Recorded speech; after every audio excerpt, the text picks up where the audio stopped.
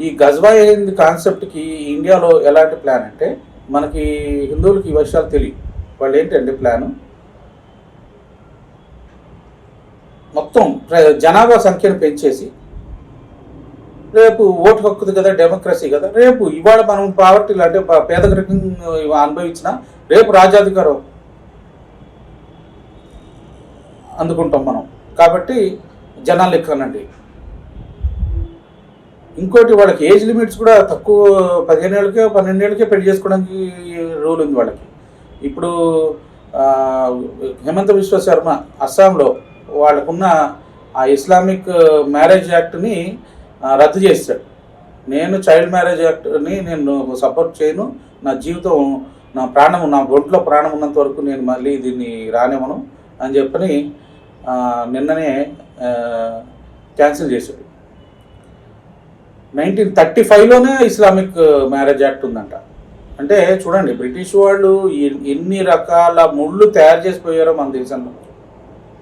అన్ని రకాల ముళ్ళు తయారు చేసిపోయారు, పెట్టిపోయారు. సో మనకి అన్ని ల్యాండ్ మైన్స్ అనమాట. సో తొందరగా మన హిందువులు తెలుసుకొని ఈ కాంగ్రెస్ ప్రభుత్వం ఈ బ్రిటిష్ తొత్తులు, ఈ పాకిస్తాన్ తొత్తులతోటి హెల్ప్ తీసుకొని మన దేశాన్ని బొట్లు పెట్టుకొని మోసం చేస్తూ హిందూ లీడర్స్ కాంగ్రెస్లో చేసేవాళ్ళని మీరు గుర్తించాలి. వాళ్ళ ట్రూ ఇంటెన్షన్స్, వాళ్ళ యొక్క ఏ ఉద్దేశంతో వాళ్ళు చేస్తున్నారు ఇవనేది మనం తెలుసుకోకుండా మనం ఓట్లేసి వాళ్ళని గెలిపించుకుంటే మన గొంతులే కోసే రకాలు వీళ్ళేముంది, వీళ్ళు డబ్బులన్నీ వేరే విదేశాల్లో పెట్టుకున్నారు ఈ లీడర్స్ అందరూ. వాళ్ళు పారిపోతారు, మనల్ని ఊచుకోసినట్టు కోసుకొని పోతారు. సో తొందరగా మన వాళ్ళందరికీ ఇట్లాంటి వీడియోస్, నేను ఇట్లాంటి కంటెంట్ ఇంత డీప్గా చెప్పరు ఎవరు. నేను మీకు ఏంటంటే విషయాలు తెలియాలి కాబట్టి, ఎన్ని రోజులైనా ఎవరు ఈ సెక్యులరిజం మనకు గజ్జి పెట్టించి మన దేశానికి, సెక్యులర్ హిందువులకి మాత్రమే, ముస్లిమ్స్కి క్రిస్టియన్స్కి సెక్యులర్ కాదు. వాళ్ళకి షరియా లా, వాళ్ళకి క్రిస్టియన్ లా వాళ్ళకి కావాలా, వాళ్ళు అయ్యే వాటిలో పాటించుకుంటారు. మనకి సెక్యులరిజం ఓన్లీ వాళ్ళు పాలిటిక్స్ వాడుకోవచ్చు, ఈ మతాన్ని వాడుకొని. అమెరికాలో సెక్యులరిజం అంటే టెంపుల్లో పాలిటిక్స్ మాట్లాడాలంటే టెంపుల్కి రికగ్నిషన్ పోయింది, ట్రస్ట్ రికగ్నిషన్ మొత్తం పోయింది. ఇండియాలో అట్లా కాదు. మసీదుల్లో పొలిటికల్ స్టేట్మెంట్స్ ఇస్తారు కదా, ఈ పార్టీకి సపోర్ట్ చేయి, ఆ పార్టీకి సపోర్ట్ చేయని. చర్చిల్లో పాస్టర్లు డైరెక్ట్గా డిక్టేట్స్ ఇస్తూ ఉంటారు కదా. మన హిందువులు ఎక్కడ నీటం చూస్తారా హిందూ దేవాలయాల్లో? సో ఈ సెక్యులరిజం అనేది మనని హిందువుల్ని అణచివేత కోసమే ఈ సెక్యులరిజం అనే కాన్సెప్ట్ భారతదేశంలో వాడుతూ ఉన్నారు. సో ఈ యూనిఫామ్ సివిల్ కోడ్ రావాలి, దాన్ని ఇంప్లిమెంట్ చేయాలి. తర్వాత మన CAA, citizens amendment act apply చేయాలి. శరణార్థులకు అందరికీ మన ఇండియన్ సిటిజన్షిప్ ఇవ్వాలి. ఇవన్నీ స్టేట్స్లో ఇంప్లిమెంట్ చేయాలి. ఇల్లీగల్గా వచ్చిన ఈ రోహింగ్యాలు వీళ్ళని పట్టి పడేయాలంటే అన్ని రాష్ట్రాల్లో బీజేపీ రావాలి. సో సదర్న్ స్టేట్స్లో కూడా బీజేపీ వచ్చిన తర్వాత ఇవన్నీ ఇంప్లిమెంట్ చేయగలుగుతారు.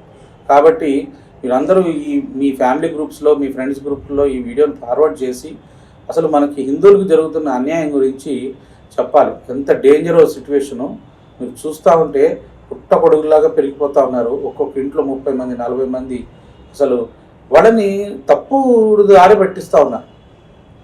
ఇప్పుడు సౌదీ, దుబాయ్ మన ఇండియా అలైన్మెంట్లోకి వచ్చేసింది. ఇప్పుడు మెయిన్గా మనకి ఇండియాకి థ్రెట్ మలేషియా నుంచి ఆ జాకిర్ నాయక్ అనేవాడు ఇండియా నుంచి పారిపోయి, ఇండియాలో వాడి మీద కేసు పెట్టంగానే వాడు పారిపోయి మలేషియాలో దాక్కున్నాడు. మలేషియా ఒకటి, ఇంకోటి టర్కీ. ఈ 2 దేశాల నుంచి వీళ్ళకి బాగా సహకారం దొరుకుతుంది. ల్యాండ్ జిహాదు, లవ్ జిహాదు, ఇట్లా ఒక్కొక్క రకరకాల కాన్సెప్టులతోటి మన దేశంలో ఉంటూ దేశానికి ఎగనెస్ట్గా పనిచేయటం.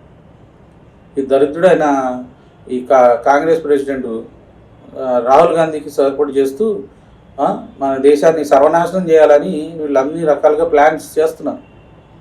అయితే వాళ్ళు చేయగలిగినంత వరకు వాళ్ళు ఫారెన్ ఫండింగ్స్ తీసుకొచ్చుకొని ఇప్పుడు ఫార్మ్ ప్రొటెక్ట్స్ కూడా వీళ్ళందరూ ఇన్వాల్వ్డే, ఇవన్నీ ఇన్వాల్వ్డ్. అయితే మరి అక్కడ సిక్కులు ఉన్నారని చెప్పారంటే, సిక్కులు అంటే ఇప్పుడు హిందువుల్లో సెక్యులర్ హిందువులు కాదు, వాళ్ళు మతం మార్చుకున్నట్టే లెక్క. అట్లాగే సిక్కులలో కూడా రంజిత్ సింగ్ కొడుకునే వాళ్ళు తీసుకెళ్ళి ఇంగ్లాండ్లో పెంచారు కొడుకుని క్రిస్టియన్ లాగా. ఎవరు? మన బ్రిటిష్ వాళ్ళు.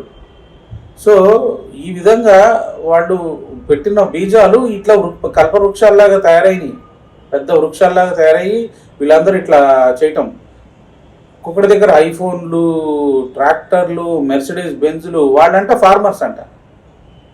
వాళ్ళు అసలు ఫార్మర్స్ కాదు, వాళ్ళు ఆర్తియాస్ అంటే మిడిల్ మెన్. ఈ ఫార్మర్స్ ప్రొడ్యూస్ చేసిన ఈ ధాన్యాల్ని వీళ్ళు కొని గవర్నమెంట్కి ఇస్తారన్నమాట. అక్కడ అట్లా కొని గవర్నమెంట్కి ఇచ్చేటప్పుడు వీళ్ళు సరిగ్గా కొనరు. ఇంతే రేట్ ఇస్తామని చెప్పి తక్కువ రేటుకి లేకపోతే వాళ్ళు పాపం తీసుకొచ్చి మండీలోనే కొనాలంటారు, పెట్టాలంటారు. ఆ మండీలో వాళ్ళు తీసుకొస్తే వాళ్ళు టైంకి వచ్చి కొనలేదు అనుకోండి, వర్షం పడతా ఉంది అనుకోండి, వీళ్ళు భయపడిపోయి పాపం తక్కువ రేటుకి అమ్ముకోవాల్సి వస్తుంది.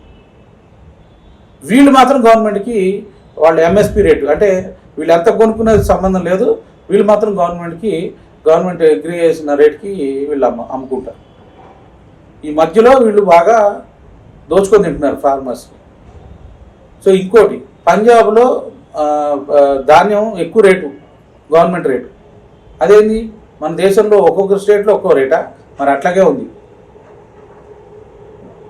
అక్కడ ఎక్కువ రేట్లు పెట్టి, పక్కన ఉత్తరప్రదేశ్ అవి ఇవి దేశాల్లో రాష్ట్రాల్లో తక్కువ ఉంటుంది రేటు. సో వీళ్ళు ఏం చేస్తున్నారు? అక్కడి నుంచి తక్కువ కొనుక్కొచ్చి ఇక్కడ గవర్నమెంట్కి ఎక్కువ అమ్ముతున్నారు. ఇట్లాంటి మోసాలు జరుగుతాయి. ఇంకోటి, వాళ్ళు కొన్న తర్వాత గోడౌన్లోకి, గవర్నమెంట్ వాళ్ళు కొనుక్కున్న తర్వాత గోడౌన్లో పెడతారు కదా, వాళ్ళు డబ్బులు ఇచ్చి వాటితోటి నీళ్లు పట్టేస్తున్నారు ధాన్యం మీద. తర్వాత ఏదో తేమ పట్టేసింది, ధాన్యం పాడైపోతుందని చెప్పని వీళ్ళు 10 రూపాయలు కొన్నది 10 రూపాయలకి అమ్మేస్తారు, పాడైపోతుందని చెప్పేసి. ఇట్లాంటి వీడియోలన్నీ వచ్చినాయి. వాళ్ళు ఎట్లా నీళ్లు పడుతున్నారు, తర్వాత రూపాయికి, ఆ తక్కువ రూపాయికి అమ్మేసి ఏం చేస్తారా అంటే దాంతో ఈ లిక్కర్ తీయటము, వీటికి కూడా వలాసిస్ చేయడానికి కోసం యూజ్ చేస్తారంట ధాన్యాన్ని. సో వాటికి యూజ్ చేసుకుంటారంట వాళ్ళు. మళ్ళీ ఇప్పుడు 5 రూపాయలకు కొని 10 రూపాయలకు అమ్ముతారు గవర్నమెంట్కి, మళ్ళీ దాంట్లో నీళ్లు పారేసి మళ్ళీ 5 రూపాయలకి అమ్ముతారు, త్రోవే ప్రైజెస్కి అనమాట. సో ఇట్లా ఇట్లా ఇట్లా ఇవన్నీ గవర్నమెంట్ ఎట్లా మేనేజ్ చేస్తుంది? కరప్షన్.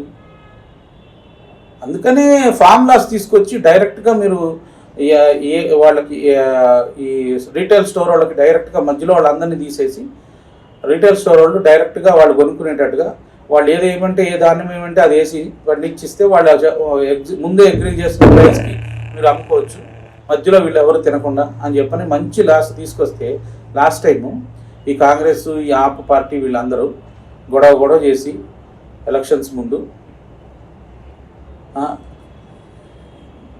అది తప్పుడు చేతుల్లోకి పోతుందని చెప్పని మోడీ గారు దేశం కోసం చెప్పని ఆ లాస్ట్ని వెనక్కి తీసుకున్నాడు.